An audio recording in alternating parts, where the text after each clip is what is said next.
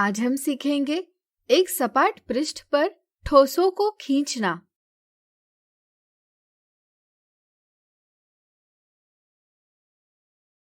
यहाँ दो आकृतियां दर्शाई गई है। क्या आप बता सकते हैं इनमें से कौन सी द्विविमीय है और कौन सी त्रिविमीय? सोचिए सोचिए। बिल्कुल सही। यहाँ यह आकृति द्विविमीय है और यह आकृति त्रिविमीय है। यहाँ दोनों आकृतियां एक ही तल में खींची गई है, फिर भी हम आसानी से यह बता सकते हैं कि कौन सी आकृति द्विविमीय है और कौन सी त्रिविमीय। क्या आप इसका कारण बता सकते हैं? सोचिए सोचिए। कारण है इन्हें खींचने की कला। जब कोई ठोस आकार सपाट पृष्ठ पर दर्शाया जाता है तो प्रतिबिंबों को कुछ विकृत यानी कि टेढ़ा कर दिया जाता है, जिससे आकृति त्रिविमीय होने का दृष्टिभ्रम हो। इस तरह से हम किसी भी त्रिविमीय आकार को द्विविमीय आकार जैसे कागज पर खींच सकते हैं। हम इसे 3D ठोस का 2D निरूपण कहते हैं। क्या आप जानना चाहेंगे कि यह कैसे किया जाता है? इस वीडियो में हम ऐसी दो तकनीक सीखेंगे जिनकी सहायता से हम 3D ठोस का 2D निरूपण कर सकते हैं। इनमें से एक तकनीक है तिर्यक चित्र यानी ऑब्लिक स्केचेस और दूसरी तकनीक है समदूरिक चित्र यानी आइसोमेट्रिक स्केचेस। चलिए पहले इनमें क्या अंतर है यह समझें।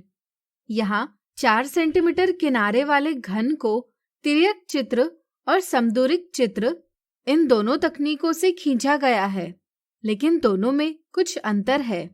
क्या आप बता सकते हैं वह क्या है? सोचिए सोचिए। बिल्कुल सही।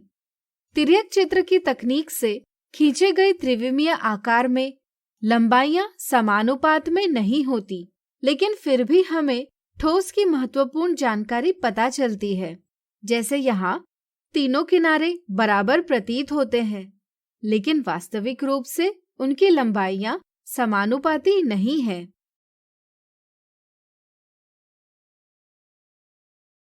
समदूरिक चित्र की तकनीक से खींचे गए चित्र में हम देखते हैं कि लंबाइयों को समानुपात में रखा जाता है।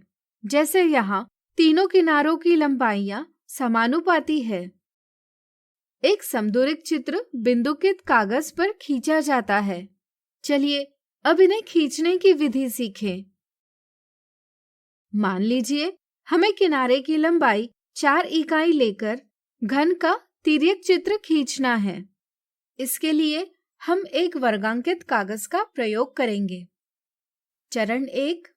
सबसे पहले हम वर्गांकित कागज पर 4 इकाई किनारों वाला सामने का वर्गाकार फलक खींचेंगे। चरण 2। अब हम घन के सामने वाले फलक के सम्मुख फलक खींचेंगे। यह फलक हम इस प्रकार खींचेंगे कि उसका माप सामने वाले फलक के बराबर हो, लेकिन वह सामने वाले फलक की तुलना में कुछ खिसका हुआ हो। चरण 3। इसके बाद हम दोनों वर्गाकार फलकों के संगत कोनों यानी करस्पॉन्डिंग कॉर्नर्स को जोड़ेंगे। चरण 4। अब हम छिपे हुए किनारों को बिंदुकित रेखा से दर्शाएंगे। यह एक परिपाटी यानी कन्वेंशन है जिसका हम पालन करते हैं। इस प्रकार हमने 4 गुणा 4 गुणा 4 के घन का तिर्यक चित्र खींच लिया है। अब चलिए इसी का हम समदूरिक चित्र खींचेंगे। समदूरिक चित्र खींचने के लिए हम बिंदुकित समदूरिक शीट का प्रयोग करते हैं। इस शीट की सहायता से हम समदूरिक चित्र खींचेंगे। चरण 1। सबसे पहले हम सामने का फलक दर्शाने के लिए 4 गुणा 4 माप का वर्ग खींचेंगे। चरण 2। वर्ग के चारों कोनों से 4 इकाई लंबाई वाले 4 रेखाखंड इस प्रकार खींचेंगे। चरण 3। अब हम रेखाखंडों के अंतिम बिंदुओं को इस प्रकार जोड़ेंगे।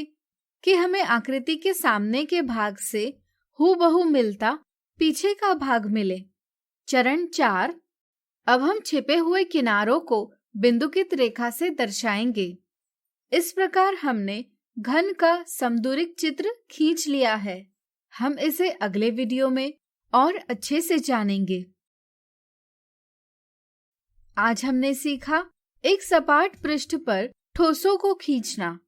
अगले वीडियो में देखेंगे इनसे जुड़े कुछ उदाहरण।